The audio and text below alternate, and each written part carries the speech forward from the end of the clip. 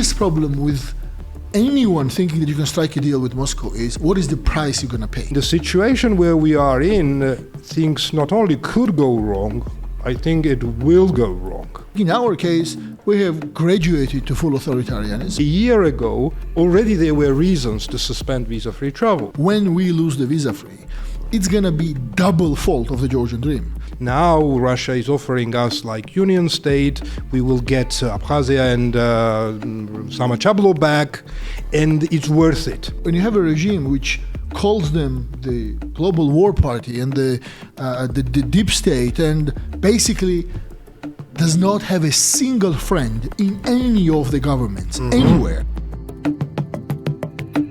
Hello and welcome to Talk Georgia, my English podcast covering Georgian and regional politics. Talk Georgia is brought to you by Droeba Media Group, a trusted source of high-quality media content, and GSAG, a think tank providing comprehensive political analysis of Georgia and wider Black Sea region, also academic and practical training for postgraduate students and mid-career professionals. To dive into the developments of Georgian and regional politics today, we are joined by Dr. Sergi Kapanadze, Professor of International Relations and European Integration at Ilia State University and Caucasus University. He is a senior researcher at Gnomon Wise Institute, founder and director of the board at Georgia's Reforms Association, GRAS as we call it in short. In the past, he was member of Georgian Parliament, Vice Speaker of the Georgian Parliament, Deputy Foreign Minister. If I'm not mistaken, when being Deputy Foreign Minister, he was Chief Negotiator at Geneva Talks, Head of Georgian Delegation. He holds PhD degree from Tbilisi State University in International Relations. Before that, he earned his Master's degree in International Relations and European Studies from Central European University. Dr. Kapanadze, welcome to the show. Please feel free to add anything I might have missed from this short introduction. It was very general. I'm just going to add, I'm also the editor-in-chief of Geopolitics, the monthly foreign policy journal in Georgia, which is, I think, a valuable addition for those who are watching Georgia and reading about Georgia. Indeed, I'm a regular reader of Geopolitics. Thank you. It is indeed a valuable edition of Georgian and regional politics assessment. And I'll start from the idea of assessment of the situation we are in Georgia right at the moment. What I'll do, I'll bring facts and I'll wait for your assessment, because the other day, a very clever man told me that, guys, you are down with deadly disease. And unless you make correct diagnosis and then think about treatment, the time is against you. And I agree with him that it is very important to correctly assess the situation before looking for the treatment, because if it is wrong diagnosis, then the treatment wouldn't help. And in the best case scenario, it simply wouldn't do anything, but in the worst case scenario, it would do wrong. And in the situation where we are in, things not only could go wrong, I think it will go wrong. Again, let's face it, Georgia doesn't have legitimate government, neither internally nor externally recognized government. Georgia has one-party parliament, which I don't really remember since the Soviet times, to be honest. Georgia has political prisoners, I think up to 70 political prisoners, which is a higher number per capita than in Russia. People get fined 5,000 Georgian laris, which is an exorbitant fine for standing on Rustaveli Avenue or writing something on Facebook. One of the richest men in Georgia is in prison and gets beaten almost to death in his solitary confinement because Ivanishvili wants his bitcoins.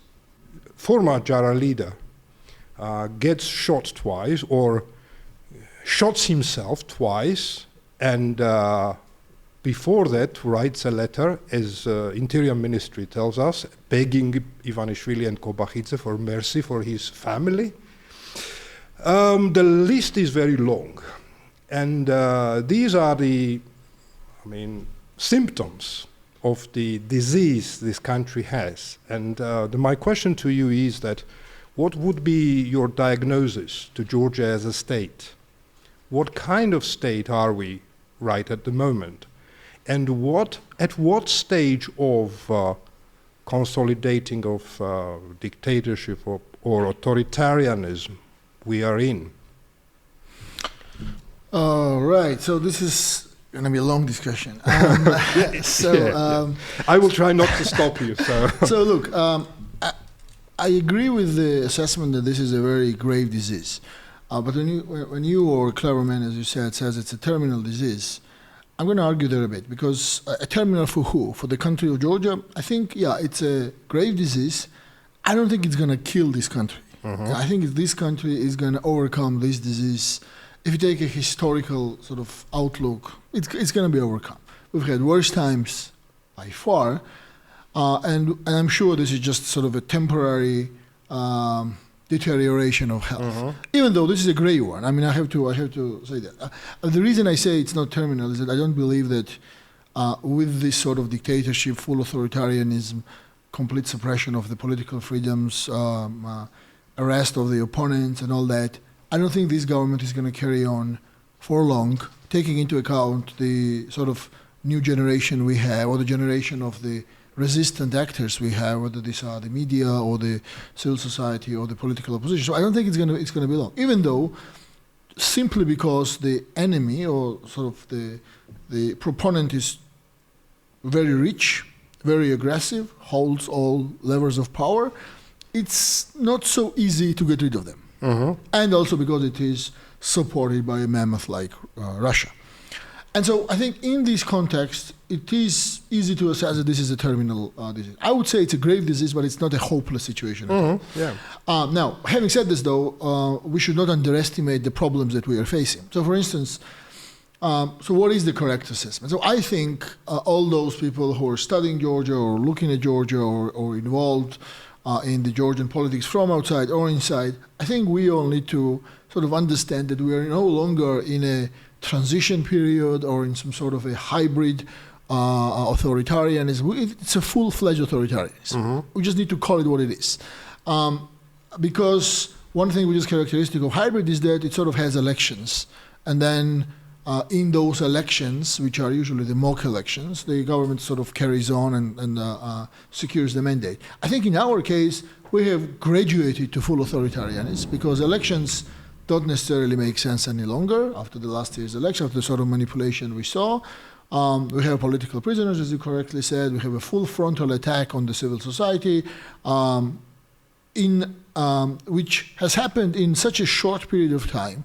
It has sort of deteriorated. It's such a short period of time that we haven't seen anywhere else.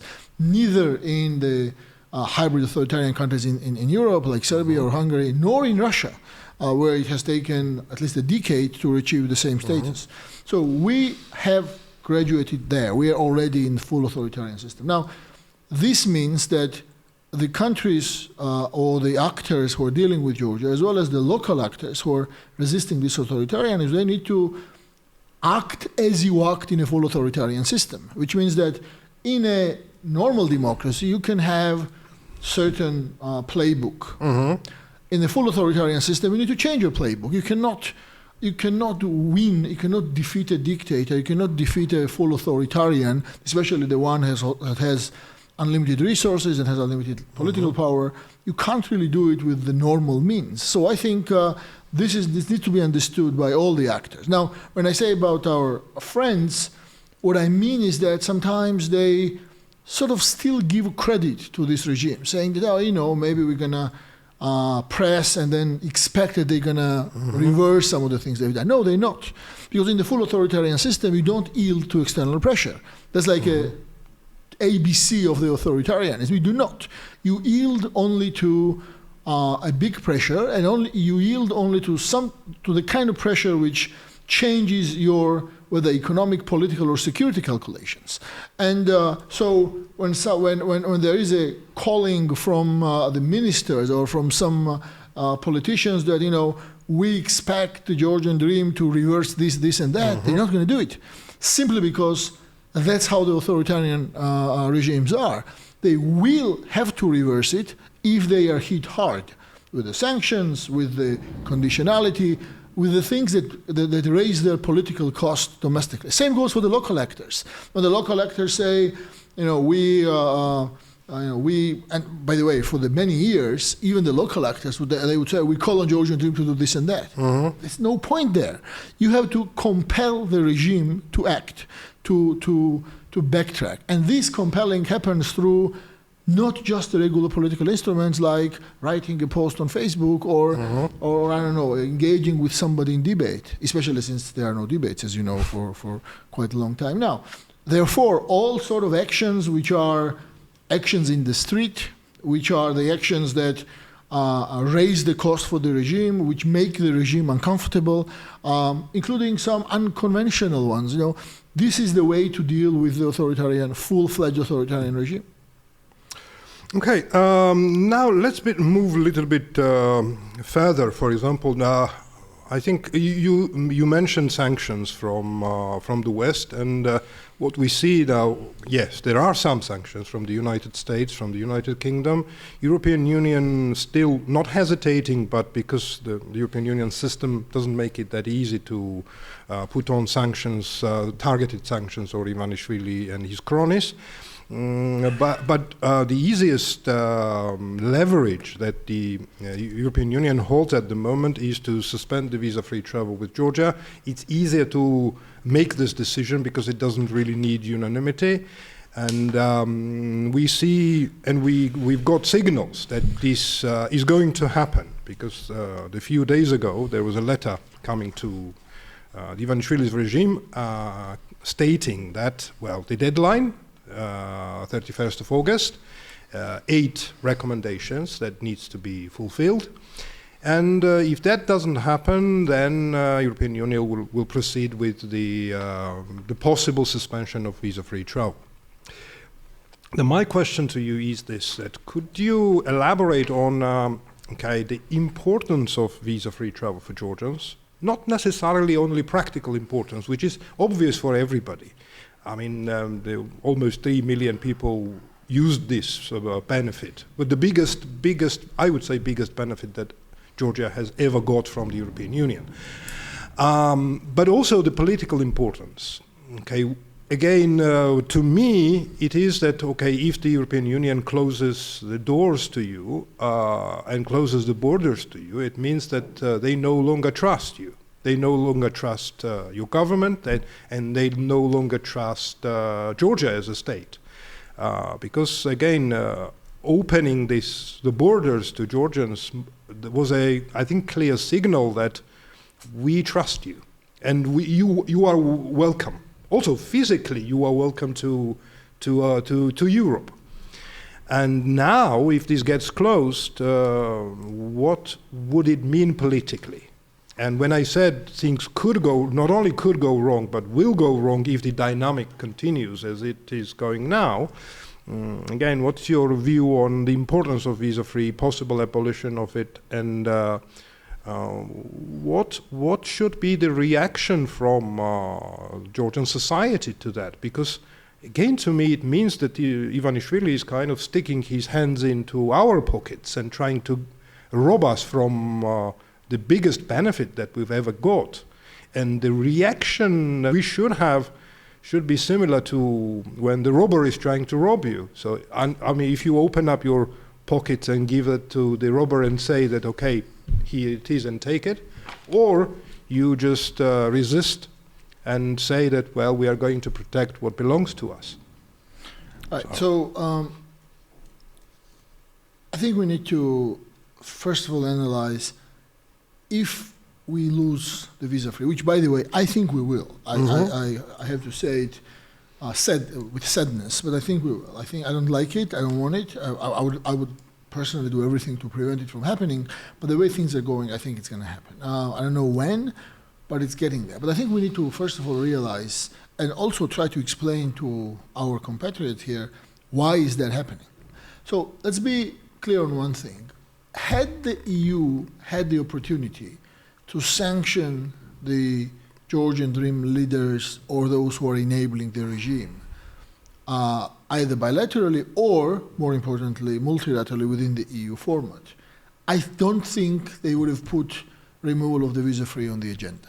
So the removal of the visa-free, I think, is the corollary to the inability to sanction otherwise because there is no consensus because of Hungary and maybe Slovakia, but I think Hungary is now the sort of the primary one who is blocking it.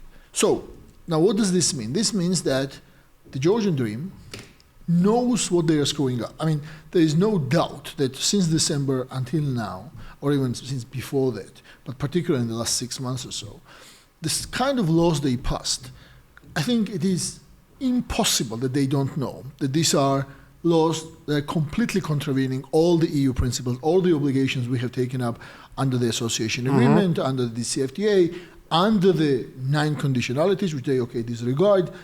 But in general, these are sort of the violations of the basic principles on which the EU rests, right? So, and I think it's very naive to say that they don't know that they would be punished, let's put it this way, from the European Union. For a simple reason, because Georgia, as the EU candidate state, which has the association agreement, which has the DCFTA, which has the visa-free, is the only country right now which has also the similar legislation, which has the political oppression of the type that we have, which has such a deterioration of the human rights. And it's impossible that they don't know that this is the case. Now, having said this, they also know that there is a way for them to get away without sanctions if they have some of their buddies block it in the EU. And so that's what's been happening. So a lot of things you remember, and our friends remember, that there has been the so-called options paper on the table last year, about July last year, about a year ago, which had a lot of things that could have happened, right?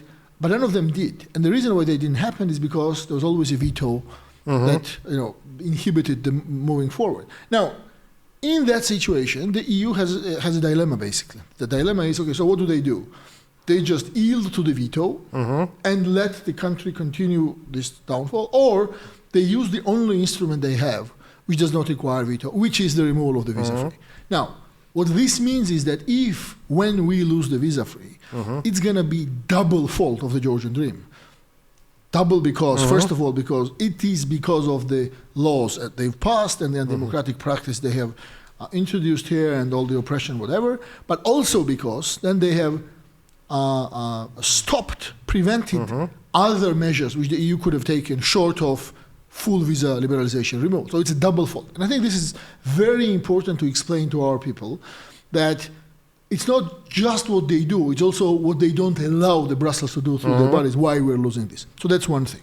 Now, the other thing is that even with what I've just said, I think the EU still has other options before it resorts to the removal of the visa. So, for instance, not all EU member states have introduced bilateral sanctions, similar to the Balts, similar to the UK, similar to the Nordic states, some Eastern European states. So that is still in the arsenal. They still have this instrument, which they have not fully resorted to. Now, I understand in some cases it is an archaic practice. They've never resorted to it. In some cases they have to, sometimes they don't even have the legal instruments that are dormant. They have to sort of revitalize them.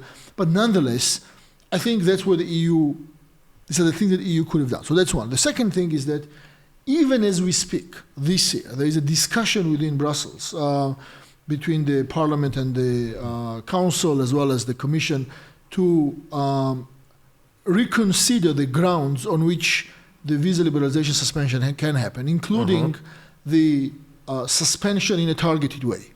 And I think that is something that the Brussels can do. So I still believe that before they jump to the full removal of the visa-free, there's still instruments they can resort to, such as sanctioning, as I said, for instance, all the members of the Georgian Dream Parliament, who are, first of all, responsible for these laws, all the enablers of this regime, whether it's the economic or the media, etc., right? So I think this is still within the reach of the EU. They just need leadership. They just need more creative approaches. But having said this, once again, I think because the EU has not always been strategic, to say diplomatically, I think it will not happen soon, and therefore, I think there might be a drive to jump to the thing which is easiest, which is not the suspension, but it's it's temporary suspension basically, because they just need the qualified majority for that. Now, the reason I say, and sorry to have gone about this long, the reason I say that the EU is not always strategic, for instance, the recent letter which you mentioned, I mean, I have to be very critical about it. I think the letter itself was, I don't even know how to assess it. I think it was a bureaucratic blunder. Not because I didn't expect the letter, because this letter is a logical continuation of the last year's December report on the status of the implementation. Absolutely. And whatever is written in this letter, those 8 conditions or so, have been outlined in that report. The problem is that when you read this letter, it's as if EU is speaking from December of last year, as if nothing has happened since December of the last year. And because since December of the last year, the things which have happened completely outweigh the problems which are listed in that letter. So, for instance, the letter says, get rid of the so-called foreign agents law. Who cares about that law? They've passed the so-called FARA and the other legislation, so that law is irrelevant. The letter says, get rid of the so-called law on the family values. Look, I also agree that that law is a very bad law. But since then, they've passed more than 20 laws which are in direct contravention of not just the visa liberalization obligations, but also the association obligations, and they're not even mentioned there. So any argument from any European bureaucrat that, look, we just follow up on the report, this is just irrelevant, because since then, things have changed. I mean, you cannot press in October 1939, Nazi Germany, on something on Anschluss, where they've just invaded Poland, started the Second World War. It's like the same sort of omission. So they've completely omitted what has happened in the last 6 months. And I think this is a strategic mistake, because when they ignore the major developments here, I'm talking about the EU bureaucracy, they also give the ammunition to this government to use their potent propaganda to counter it. Yeah, which is basically flowing out from every media outlet they control. Have just given them ammunition which they didn't have. Because now the Georgian team says, as we always said, EU is about imposing the gay marriage on us, because that's what they basically call for in the letter. Well, first of all, it's not true, but then they can refer to the particular paragraph where it is mentioned, right? And the EU is not mentioning anything which happens in the last 6 months. Now, I know they're going to mention this when the next report is out. It's just going to come 6 months from now. And this is a complete lack of strategic outlook, strategic thinking when it comes to Georgia. And this has been observed on a number of occasions. I'm just going to remind you, for instance, there were cases when the EU was saying that, they welcome the creation of the Anti-Corruption Bureau. Yeah. And we have always been telling them, but look, you have said you want it to be independent, non-politicized, accountable, and it is not. But I think that came in this letter now. It is, but it was still created, still a step forward. No, it's not a step forward. It's like, saying that, it's a famous saying that, is it a progress if a cannibal starts eating with a fork? No, it's not, because the essence of it is rotten, right? And I think the EU has made these mistakes over again and again, and I think they need to stop doing that. I'm too critical of the EU, but since we talked about this, I agree with you. A lot of actors have to take a fresh look at the strategies and the steps they've been taking.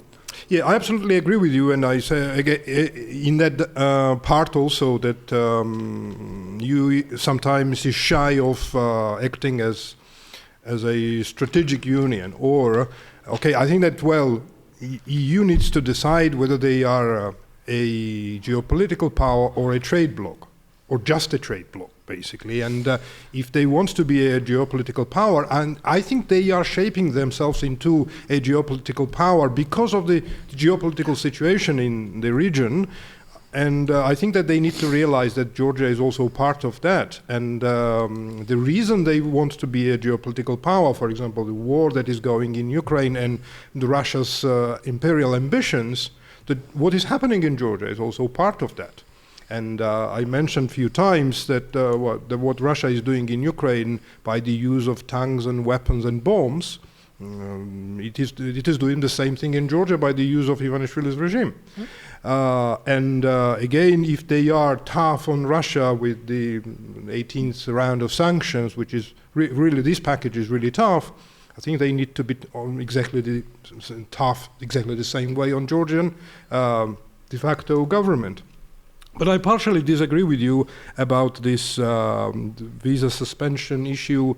I think that even if European Union is able to finally agree on targeted sanctions on Ivanishvili and some of the others, the reasons why visa suspension should come wouldn't disappear anywhere. And you said that, for example, these reasons that are outlined in the letter, they are not recent ones. They come from a year ago. The situation was the same.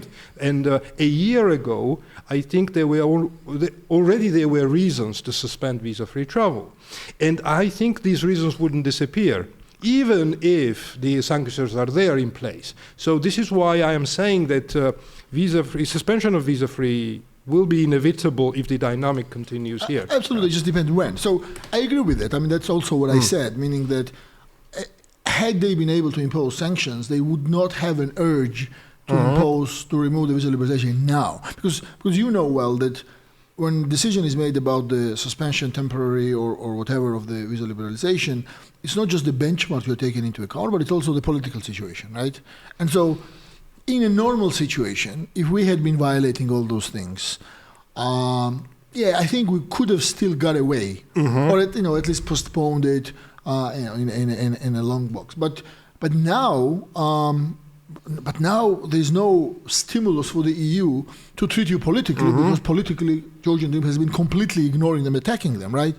But if they had the chance to sanction at the EU level, I think they would not have rushed to this, which is not to say that they would have still requested accountability on the violation of those benchmarks. And once again, let's not forget, the things which happened since December of this year, of last year, they are just as in violation of the visa liberalization benchmarks. Absolutely. Just like those. Because, if the EU is referring to the so-called Russian law on foreign agents, they've passed the other laws on the same topic. Yeah. They've not just even passed, tougher ones. Even tougher ones, not just passed, they've actually made steps to concretely attack the NGOs, right? The first para of those 8 conditions is about the violation of the basic political freedoms, etc. I mean, look what happened in the last 6 months.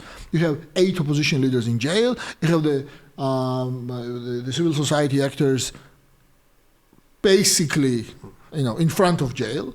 And then you have a lot of activists who are being jailed. You have, just one thing to draw our listeners' attention to, we now have the fast tracking of the court cases of those people who have been arrested for the so-called forceful attempts in November, December last year, the protesters. And they've been fast-tracked to the point that their court cases are now are going to be 5 or 6 in August, which is an unheard of pace in not just anywhere, but in Georgia particularly, because here, as we know, the courts are sluggish. And it's clearly that they're doing this because they don't want the so-called 9-month period to expire, because then they have to release them. And so, this clearly demonstrates that there's a conspiracy. They want to make sure that these kids are kept in jail. And so these are the things which are also in direct violation of those obligations we have regarding visa liberalization. So I agree with you. It's going to be inevitable. It's just that it would not be coming in end of this August. No. Had they been able to impose the sanctions. And I think it's very important, because every month for the Georgian citizens, every 3 months, every 6 months is important. Because you asked me, which is why is it important for the Georgians, right? It is important not just economically, but also politically. But economically, I think it's obvious, because a lot of people take opportunity for these 3 months to earn extra money in the EU. A lot of people use this as an opportunity to, for instance, do some short studies or do the medical treatment, or even the business opportunity. So it's quite hard to measure it. We saw Mr. Kobakhidze a few days ago saying that it does not bring any economic benefit. No, sure it does. It's just that it's not so easy to measure, because all those 3-month workers who go there and then they make money and send the money back, you see it in the remittances, but you can't really know what percentage of those remittances are from the longer stays and the ones. So that's one. And then obviously there is the issue of political importance, because of the EU, I think, has the visa-free and these sort of regimes with 60 plus countries, and not a single one of them is authoritarian, especially fully authoritarian. In Europe, at least. Yeah, so there might be the ones who have swings towards authoritarianism, but not like Georgia. And then the question is that when you are the member of the group of countries with the visa-free and these sort of relations with the EU, this obviously is viewed very positively by the investors, by the the economic actors. But when you are kicked out of that club, which we are not yet, but we're certainly on the way out, right?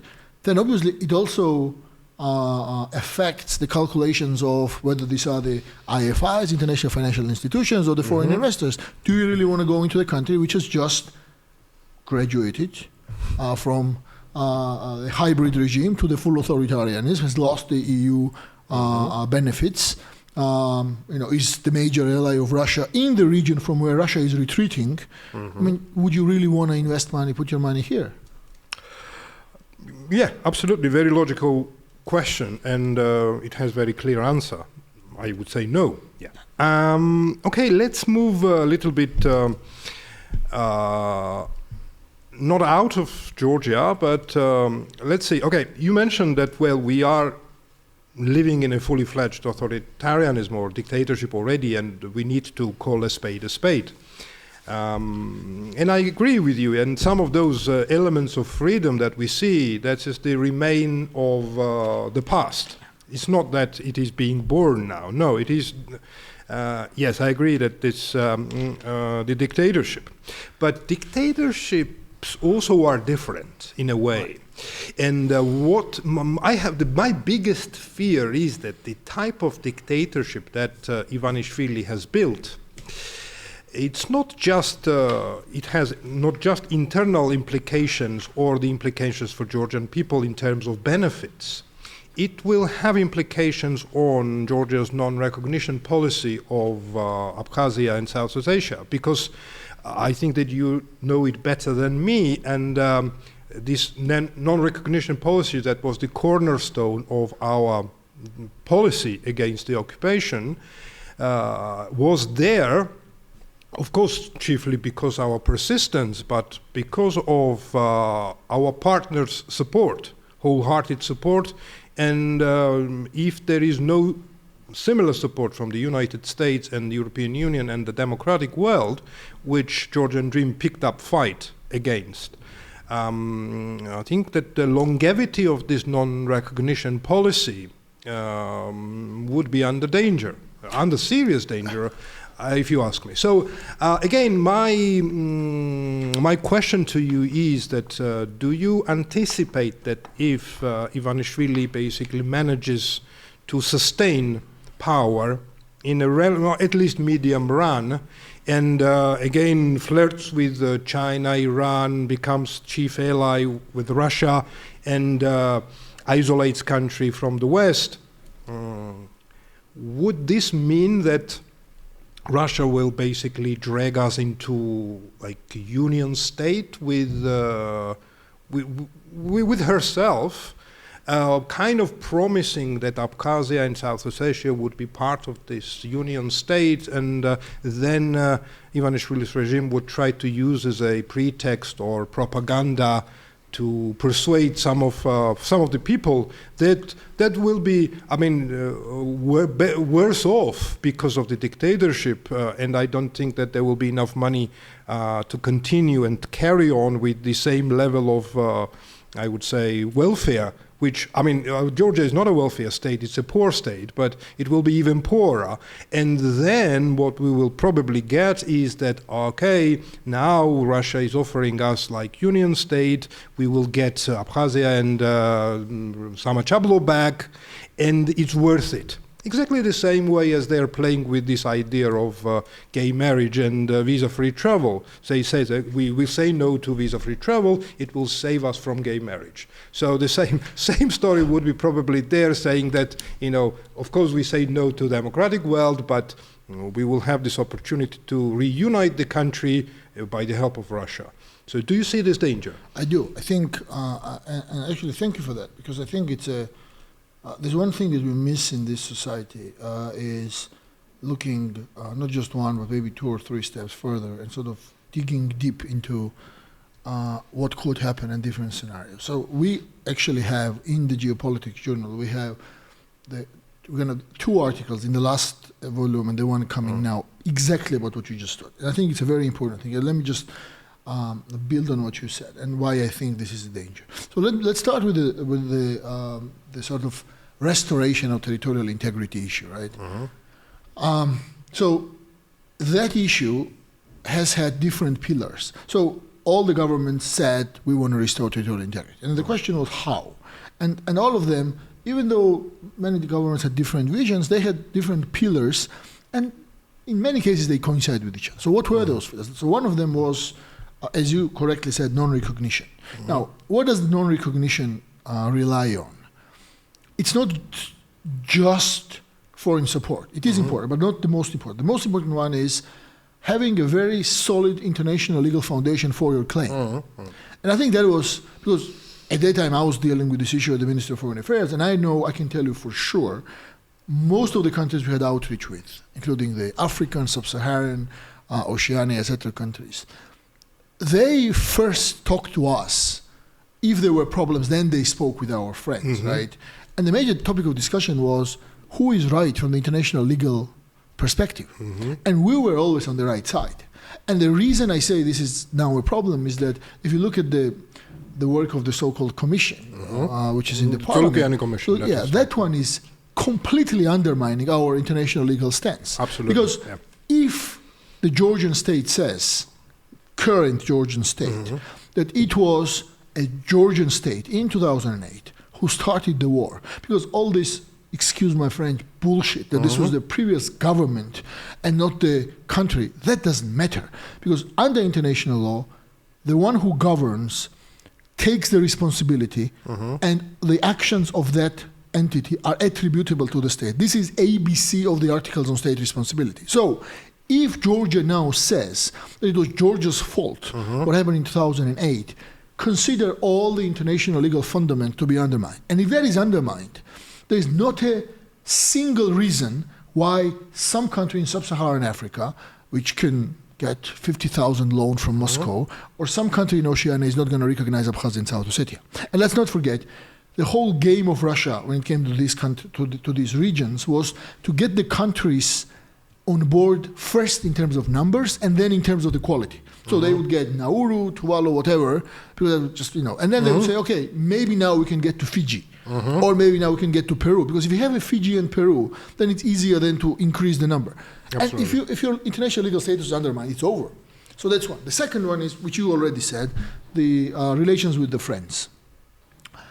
We've had a number of cases when a call from the US Vice President or the US State Secretary or the European Commissioner or our friends in the high levels of the European politics, they would just pick up the phone, call the countries who were at the risk of recognition, and they would change their minds.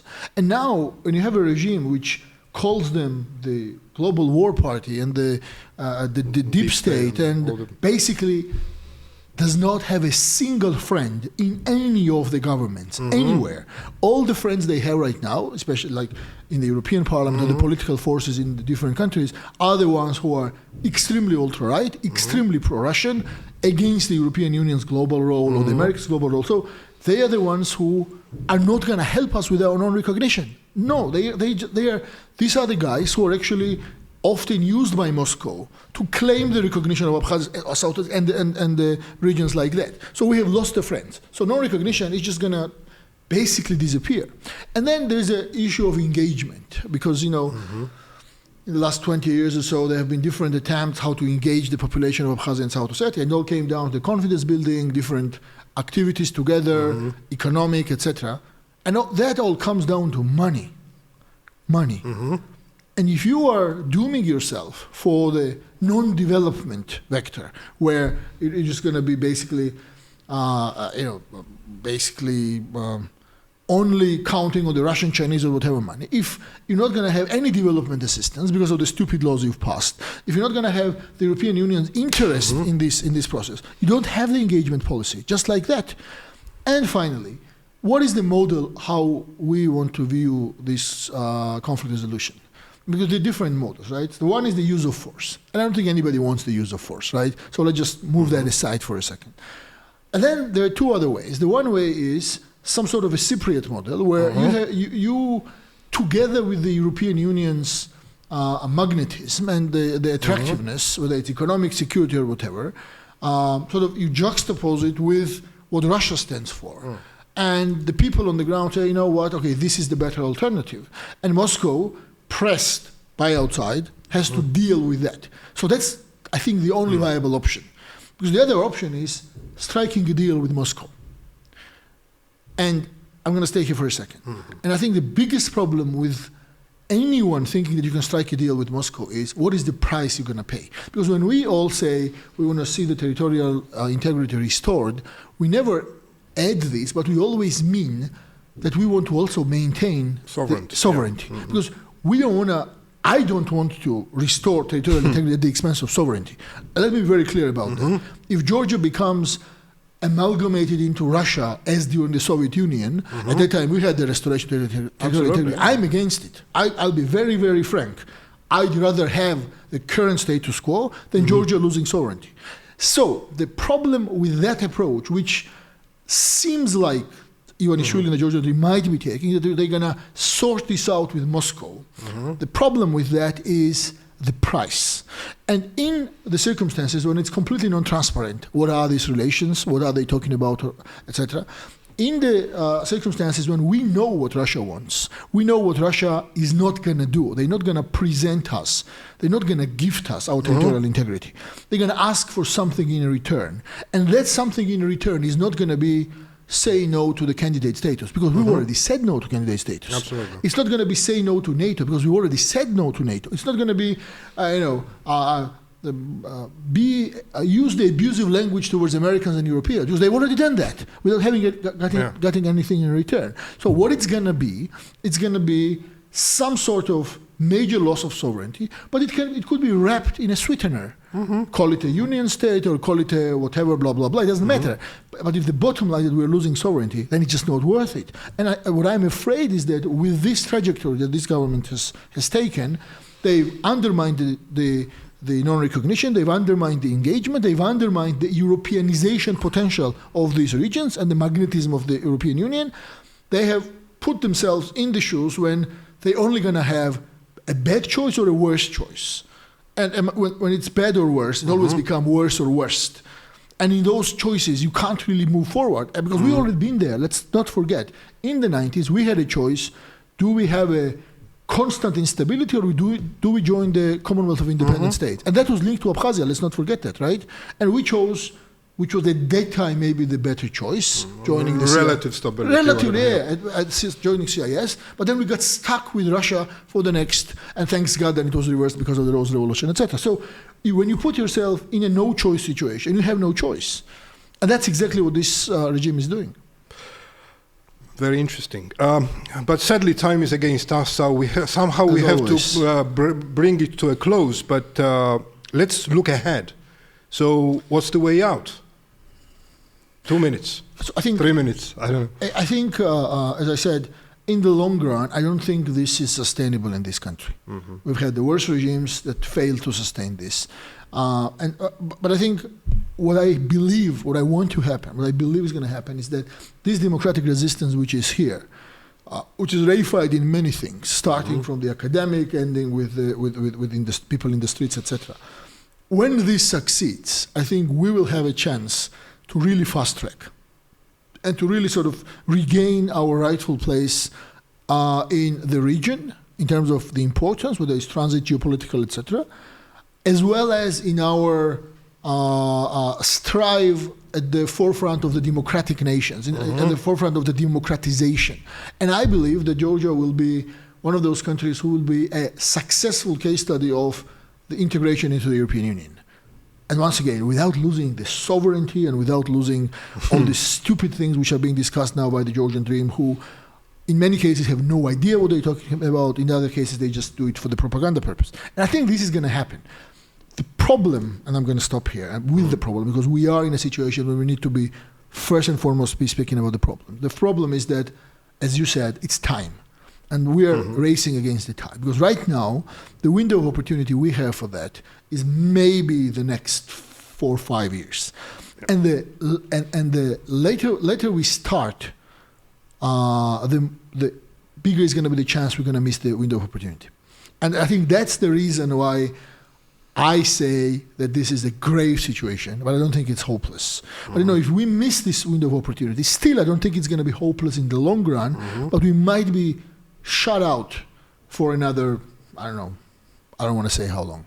Yeah, I think same story. For example, if we had if we used the opportunity, for example, in 2004 when there was a big bang expansion of the European Union, then we would have been not better off, but safe and sound. Yeah. But we missed that, and now this is the similar opportunity. If we miss that, 20, 25, maybe longer, I don't know. And for the history, it's not a big period of time. For myself, for you, for the sort of regular people, it is. I remember in 2003, I have just graduated from the Central European University. I was one of the first persons who started the European Union-related courses here, and it was my dream. And I was sure that we would come to the point when we would get the candidate status and start the accession negotiations. And it only happened 22 years since then, even though I was sure it would have happened 6, 7, 8, 10 years later. But it doesn't matter because we're still here. We lose another 20 years, it's still going to happen. It's just that people will have squandered time without using the opportunities and the benefits of the security, prosperity that the European Union offers. Thank you, Dr. Kapanadze. Thank you so much. Thank you very much for watching us, listening to us. Please like us, subscribe us, and I'll see you next week.